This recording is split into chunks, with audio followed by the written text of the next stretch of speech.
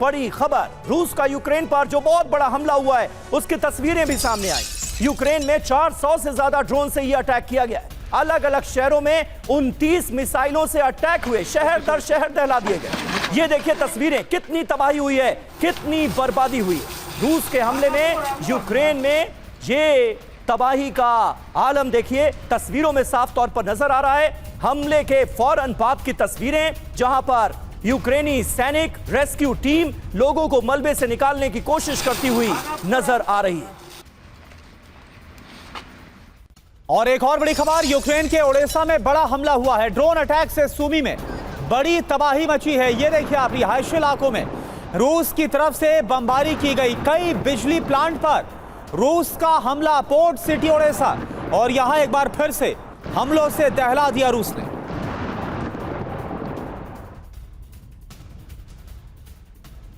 और रूस के हमले में यूक्रेन में बड़ी तबाही मची है। यूक्रेनी सेना के 4 हेडक्वार्टर्स पर भी हमला हुआ है। देखिए अब धीरे धीरे जो अपडेट सामने आ रही हैं वो बता रही हैं कि ये हमले कितने बड़े थे। यूक्रेनी सेना के 4 हेडक्वार्टर्स पर हमला किया गया है रूस की तरफ से।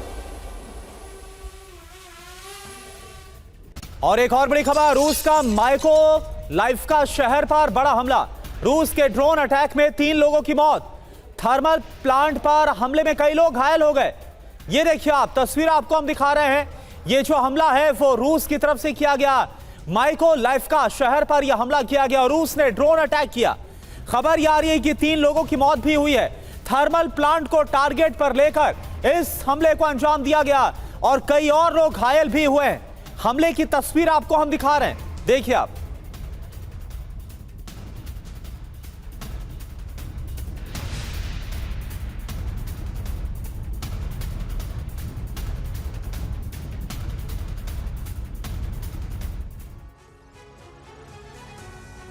तो देखिए यूक्रेन पर विध्वंसक हमला हुआ है। 24 घंटे में क्या क्या हुआ है, पूरी अपडेट इस वक्त आपके सामने आने जा रही है। 400 से ज्यादा ड्रोन अटैक हुए हैं, 29 से ज्यादा मिसाइल अटैक्स हुए हैं। स्कैंडर मिसाइल से भी वार किया गया जो कि बहुत घातक मिसाइल है। शाहेद ड्रोन से जगह जगह टारगेट किया गया।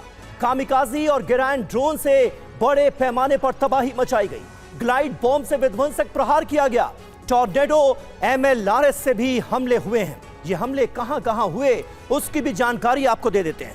राजधानी कीव पर हमले हुए, सूमी, Dnipro, Mykolaiv, Zaporizhzhia, Luhansk, Odesa और खेरसॉन में भी ताबड़तोड़ अटैक्स को अंजाम दिया गया है रूस की तरफ से। रूस का रुख कुल मिलाकर बहुत ज्यादा आक्रामक नजर आ रहा है। अगर यह कहा जाए तो बिल्कुल गलत नहीं होगा। इरादे आखिर क्या हैं पुतिन के? रूस के टारगेट पर क्या क्या रहा? सैन्य ठिकानों पर हमले किए गए। इसके अलावा रिहायशी इलाकों को भी नहीं बख्शा गया। बिजली प्लांट्स पर हमले हुए, एयर बेसिस पर अटैक किया गया है। ऑयल रिफाइनरी को भी निशाना बनाया गया है। रूस आखिर क्या साबित करने की कोशिश कर रहा है, आखिर क्या करने की कोशिश कर रहा है, किस रणनीति पर काम कर रहा है, यह है बड़ा सवाल। और हमारे साथ मनीष झा हमारे सहयोगी भी मौजूद हैं।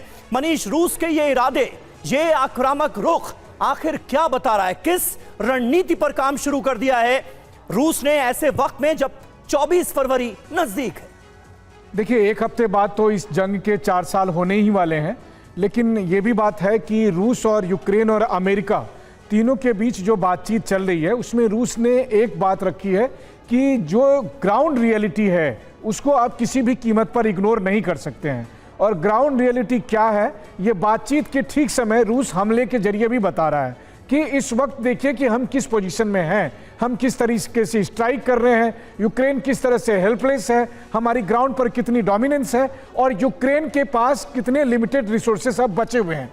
तो जाहिर है कि रूस की स्ट्रेटेजी 2 है कि जमीन पर अपनी स्थिति लगातार मजबूत करते रहना और बातचीत के टेबल पर यह दिखाना कि कोई और विकल्प आपके पास सरेंडर के अलावा नहीं है, और यही बात अमेरिका को भी कन्विंस करना। तो मुझे लगता है कि इसी दिशा में क्रेमलिन की स्ट्रेटेजी है कि 4 साल के बीतने के बाद भी रूस यूक्रेन को आगे करके 30 मुल्कों के साथ लड़ रहा है, पीछे हटने को तैयार नहीं है और जीत आखिर में उन्हीं की होगी। बस यही बात वो बातचीत के टेबल पर कहना चाहता है। बिल्कुल मनीष, और ऐसा लग रहा है कि यूक्रेन को यह महसूस हो रहा है कि कोई बात नहीं, अगर अमेरिका नहीं तो बाकी के जो नेटो देश हैं वो उसके साथ एक ढाल के तौर पर खड़े हुए